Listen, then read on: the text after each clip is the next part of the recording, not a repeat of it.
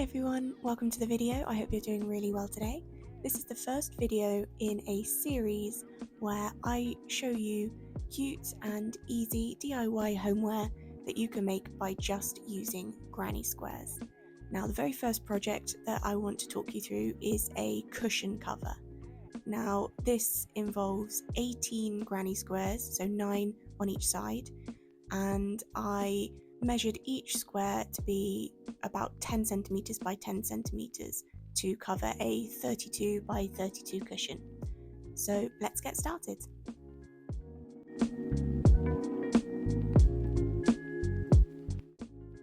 So for this project, I'm using Drops Paris yarn and a 4mm crochet hook. The shades that I'll be using are light mint green, sage green, jeans blue, light ice blue, cornflower blue, and off-white. So I chose this yarn because it's a 100% cotton yarn, so it's a natural fibre, and I love the different colours that the Drops Paris range comes in. It's machine washable, which is fantastic for this kind of project where it's probably going to be getting a lot of use, so it has the potential to get a bit mucky. This is an Aran or worsted weight yarn, which I really love when doing granny square projects, as each square works up super quickly and I just find it really easy to work with. So we're going to start our granny square with a slip knot on the hook and by chaining 3. And we're going to slip stitch into that very first chain that we did, and this will create a loop, and it's in that loop that we're going to be doing all of the next stitches. So from here we want to chain 4, and this chain 4 effectively acts as a placeholder for a double crochet and a chain 2 to make a corner of our square, and I promise this will make a lot more sense when we get to the end of the round. But we've chained 4, and now we want to work 3 double crochet into that little loop that we created there. And this whole granny square is worked in clusters of 3 double crochet, with the corners being 2 chains.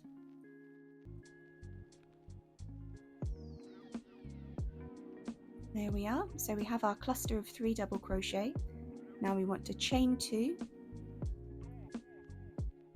and then we're going to work another cluster of 3 double crochet into that loop.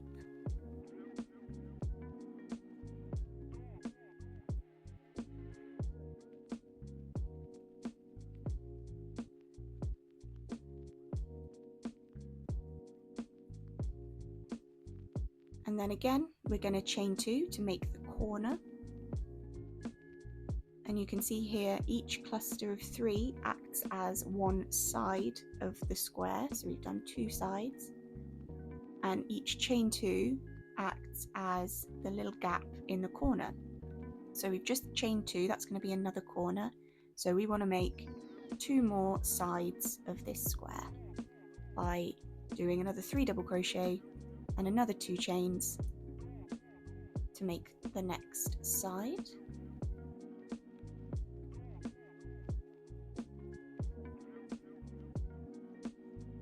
Now, so for this final side, we only need to do 2 double crochet, and this is because right at the start when we did our 4 chains, the first 2 of those chains are placeholders for 1 double crochet, and this is because they're roughly the same height as a double crochet. So if that's already 1 double crochet, then to make our cluster of 3 we only need to do 2 more. So we're going to work 2 double crochet into that loop,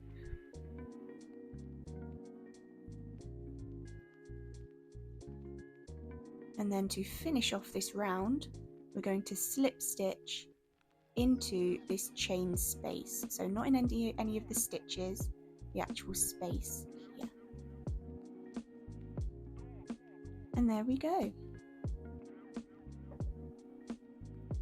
So this is round 1 of our granny square. Now I am changing colours every round, so I'm actually going to cut my yarn here and it's going to weave in the ends as I go, so I don't have loads of ends to weave in once I've finished.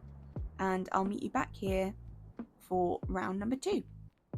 Here we go, so the ends are all weaved in and we have round number 1 of our granny square. Now I recently watched Bee Hooked's video on top tips to make the perfect granny square, and they had a fantastic tip, which is if you're changing colours in each round of the granny square, start off your colour in a different corner than where you finished. So we finished in this corner and that's where my ends are weaved in. So I'm going to rotate my granny square a little bit and actually start with the new colour in a different corner, and this just helps even everything out and make the granny square much more symmetrical instead of having slightly off stitches in every corner as you go out, because that's the corner that you start and finish in. So I'm going to start in this corner here with my next colour. So we're going to again start with a slip knot on our hook and join this next colour into this space with a slip stitch. So we just go into the space and slip stitch to join the yarn into that space. And now we're pretty much going to repeat the same pattern that we did in round 1, just a few more times to increase the size of the granny square. So we're going to start again by chaining 4.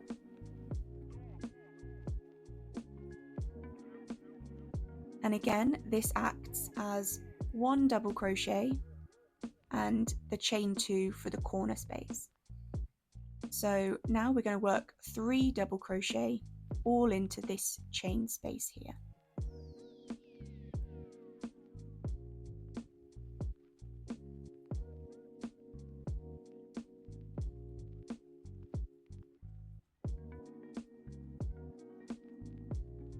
So we have our 3 double crochet here, and now we're going to do exactly the same thing in the next chain space. So 3 double crochet in the next chain space along.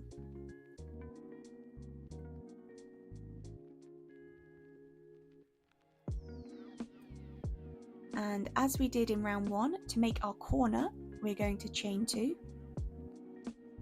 and then work another 3 double crochet into that chain space.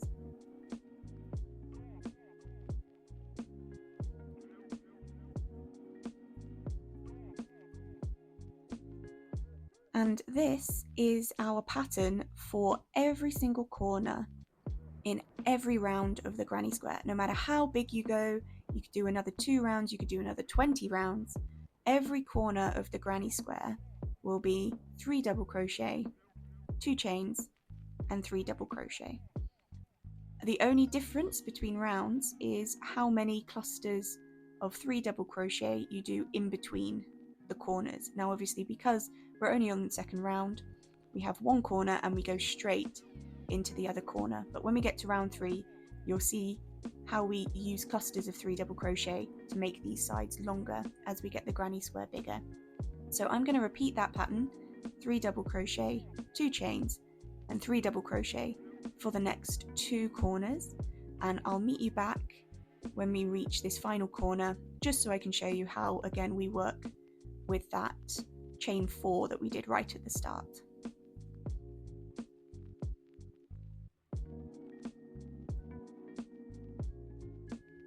Alright, so we've just finished our 3 double crochets to finish this corner, and now to complete this round we want to do 2 double crochet into this chain space, again because the chain 4 that we did, it uses 2 chains as effectively the placeholder for a double crochet and 2 chains as the corner space. So we already have effectively 1 double crochet in this space, so we just need to do 2 more.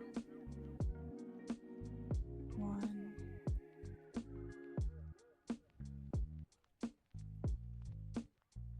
2, and just like we did in round 1, we're going to slip stitch into this space. to finish the round. And there we go, we finished round 2. Again, I'm just going to go weave in my ends and I'll meet you back for round 3. Okay, so we're back here ready for round 3, and I'm just going to rotate my granny square a couple of times so we're starting in a different corner. Now, the fantastic thing about granny squares, and why I think they are the perfect way to start beginner projects and learning to crochet, is because you can pretty much stop or carry on going for how far you need, or even how far that you want. I do have a blanket in my house which is just one big granny square that just kept on going, where each side ended up being one side of the blanket. But at the same time, you could keep a tiny little granny square about this size and just make more of them to work up projects. So with this one, I'm going to do 2 more rounds. I'm going to do the next round in this lovely cornflower blue, and then the final round in the sort of off-white colour to make the granny squares the right size for my project. But again, for this next round, we'll start with a slip knot on the hook and join into the corner space with a slip stitch. And again, exactly the same as the last couple of rounds, we're going to chain 4 for our final double crochet, and the chain 2 for the corner space, and double crochet 3 for the corner side.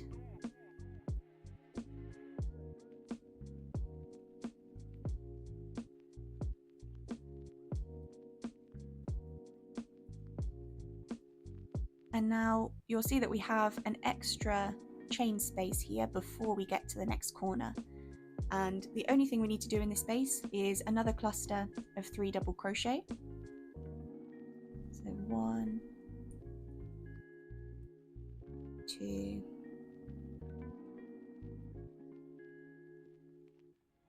3, and then we've made it back to the corner, which, as you know, is 3 double crochet, 2 chains and 3 double crochet. And this here is everything that you need to keep your granny square going for as long as you want.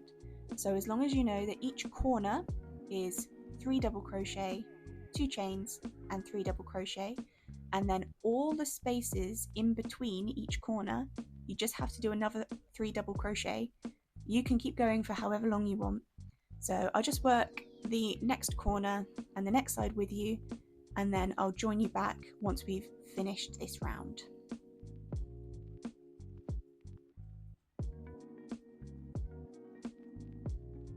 There we go. So we've done our 3 double crochet, 2 chains, 3 double crochet, and then straight on to 3 double crochet in the space in the middle. So we're going to repeat that all the way round, except for exactly the same as round 2. When we get to this final corner, we only need to do 2 double crochet before we slip stitch into this space, because the chain 4 acts as 1 double crochet and the chain 2 space. So I'm going to come back when we finish this round, again finishing off in this last corner with 2 double crochet and slip stitching into this corner.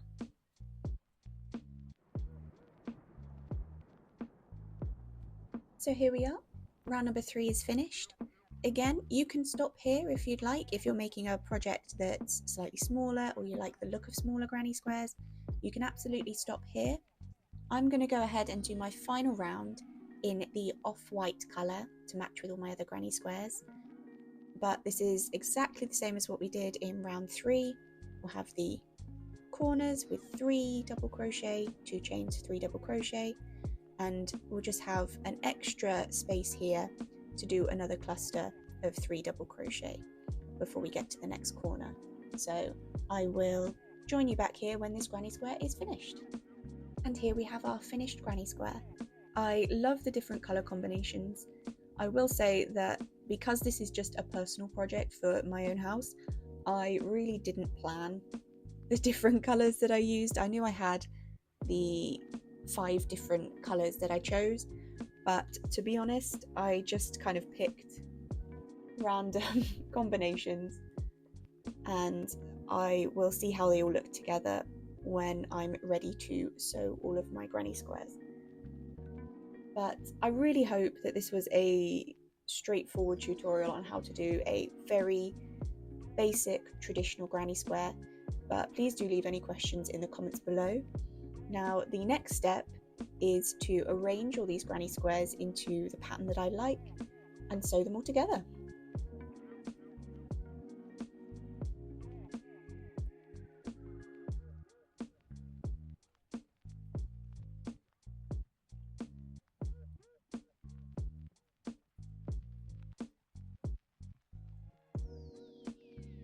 Okay, so I think I've got the layout for one of my sides. I kind of group them together into ones that are more greeny toned versus ones that are more blue toned, and then a few that are a nice mix of the two, and tried to space them out a little bit so there's not just big patches of green toned ones and big patches of blue.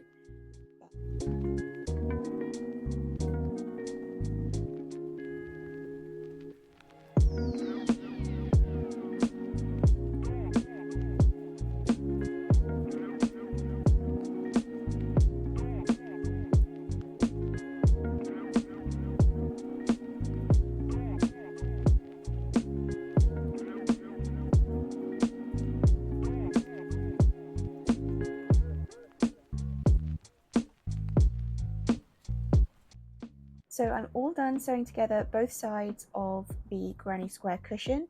I did end up going around the outside with just one round of single crochet to make it a lot easier to sew the two sides together and just neaten up the outline a little bit.